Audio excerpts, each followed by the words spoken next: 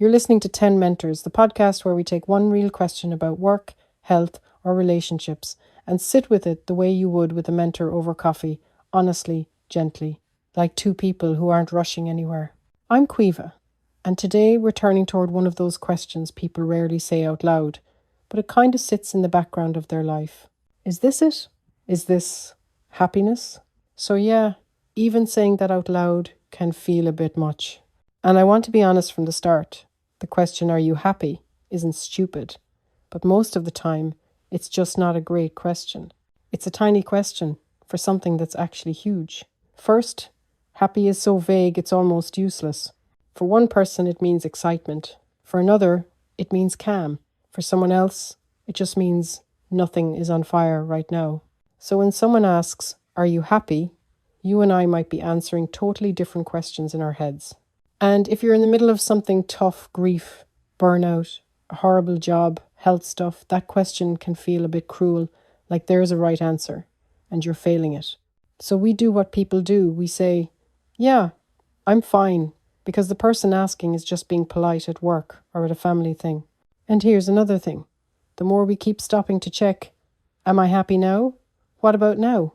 The more we drag ourselves out of the moments that could actually have given us some joy. See, happiness isn't a single setting. It's not one big yes or no. That's why, with mentees, I almost never ask, are you happy?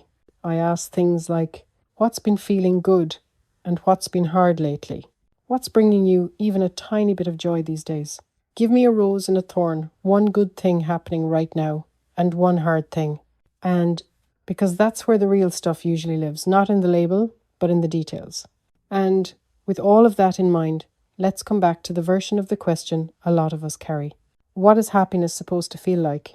Maybe you've had that yourself a morning, brushing your teeth or making coffee, when you realize you don't actually know how to answer, am I happy? One of my mentees texted me recently, and she put it really clearly. She said, life is good, work's moving. I met someone I actually like. I'm exercising, eating well, and yet there's this strange flatness. Am I happy, or am I just functioning? And then she added, with this half laugh, half sigh, maybe happiness is supposed to feel bigger than this. And yeah, I smiled when I read that, because I recognize the story we've all been fed about happiness. You know, the movie version, the social media version, the good vibes only version. The idea that if you're not glowing with gratitude every morning, something must be wrong with you. It's that quiet pressure to always be up, always energized, always grateful, always chasing joy like it's a full-time job. But here's the thing. No one, and I mean no one, stays in a great mood all the time. Not even the people who teach happiness for a living.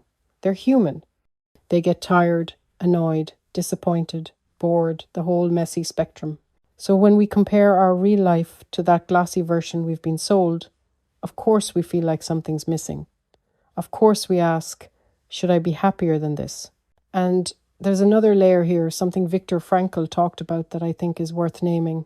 Some people escape into pleasure because life feels empty. When we can't find meaning, we distract ourselves with comfort and fun. But some of us have the opposite problem. Some of us escape into meaning. We work constantly. We chase goals. We delay joy because we think it's noble. We become excellent at the marshmallow test, but never actually eat the marshmallow. We hear hard things are worthwhile so often that we start to secretly believe the reverse too. If it's hard, it must be worthwhile. But that's not true. Doing something well doesn't automatically make it important. Work and effort are like medicine. The right dose helps you.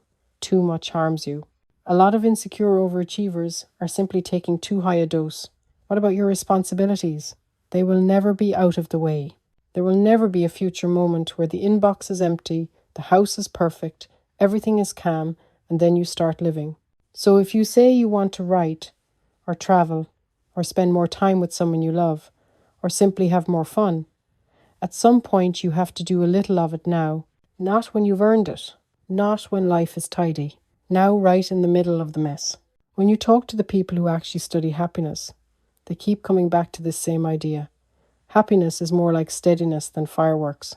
Not a constant high, not a permanent buzz, Not a life with no problems.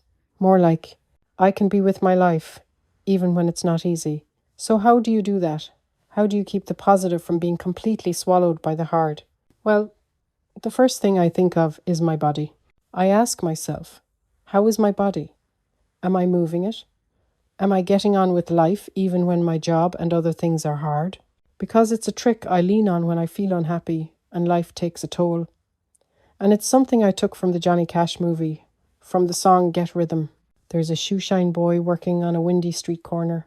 It's a grimy job. People rush past him. Someone asks, how do you stop yourself getting really low, doing this all day? He just smiles, snaps the cloth and says, get rhythm. That's it. No big speech, no self-help slogans, just get rhythm. Keep moving. Tap your foot. Find something to lean into. He's not pretending the job is easy. He's saying, if I move, I cope. And our bodies are like that. They're often just asking for a bit of rhythm. This is where the science comes in. Harvard professors will tell you straight, you cannot outthink a tired brain. You cannot mindset your way through a wrecked sleep pattern. You cannot meditate away the effects of never seeing daylight. This isn't about being inspirational. It's just biology. When you've slept badly, the whole world feels heavier. When you go for a walk, or stretch, or do anything that gets you moving, your mood will often shift before your thoughts catch up. When you eat proper food and actually get outside, your nervous system is less jumpy. So if happiness has a ground floor, and I really believe it does, then first, it's your body. Everything else sits on top of that. And then, on top of that layer, there's something the people of Sardinia show us, this small island where an unusual number of people live past 100. Psychologist Susan Pinker went there to find out why. Was it olive oil? Red wine? Something in the water? What she found was much simpler. They talked to each other all the time. A nod to the baker. A ciao to the neighbour. How's your mum? To the man outside his house. A wave to a child going past. Dozens of little human moments every day. She calls them social snacks, tiny interactions that add up. They create an invisible net around people so they're not drifting through life on their own. And the numbers are serious. A big analysis of 148 studies found that having no social connection is more dangerous to your health than inactivity or obesity. Strong relationships increase your chance of living longer by about 50%. And a study in 2022 found that people feel better on days when they've spoken to a mix of people, not just close friends, but the barista, the neighbour, the person at the bus stop. They called it relational diversity. So happiness doesn't only come from deep, late-night heart-to-hearts. It often comes from simply being part of the human traffic. Sometimes it's literally just saying hi. You don't need therapy, journaling, or some huge breakthrough for that. You just need to remember you're among other humans.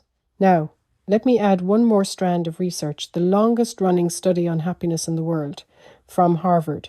They followed people for decades. Careers, marriages, divorces, illnesses, promotions, regrets, all of it. And when they looked back and asked, who ended up happiest? It wasn't the richest, or the most impressive, or the ones with the best CV. It was the people with warm relationships. One man in the study, very successful in his field, said the highlight of his whole life wasn't his work. It wasn't the house or the status. It was the cup of tea he shared with his wife every night on the sofa. That's it. Not a yacht, not a big award. A cup of tea on a couch with someone who knows him. That counts as happiness too. And it's a reminder, the more we compare our life to someone else's, the more we dim our own happiness. When we stop comparing, we free ourselves to enjoy the journey and our own progress. And then there's purpose, the thing that stops happiness blowing away every time life throws those curveballs. Researchers at Stanford talk about 3 basic needs: autonomy, mastery, and purpose. Purpose sounds grand, but it really just means I matter to someone or something, and I'm contributing. You matter to your kids, to your friends, to your team, to your clients, to that one person who always calls you when things go wrong, to your craft, whatever it is. That's purpose. Think of someone like Adele. She has talked about being so nervous before going on stage that she's sick. She's not gliding out there on a cloud of confidence and happiness, but she still walks out. Not because she feels amazing, but because the music, the lyrics, the connection with the audience matters more than the fear. That's purpose. It doesn't guarantee happiness in every moment. What it does is give you a reason to keep showing up, even when you don't feel like it. And over time, that makes life feel more solid. So if you put all of this together, happiness starts to look less like a feeling you chase and more like something you build around yourself, slowly over the years. Doing something you like. If you want something practical to hold on to, here are 3 small anchors. First, build systems, not moods.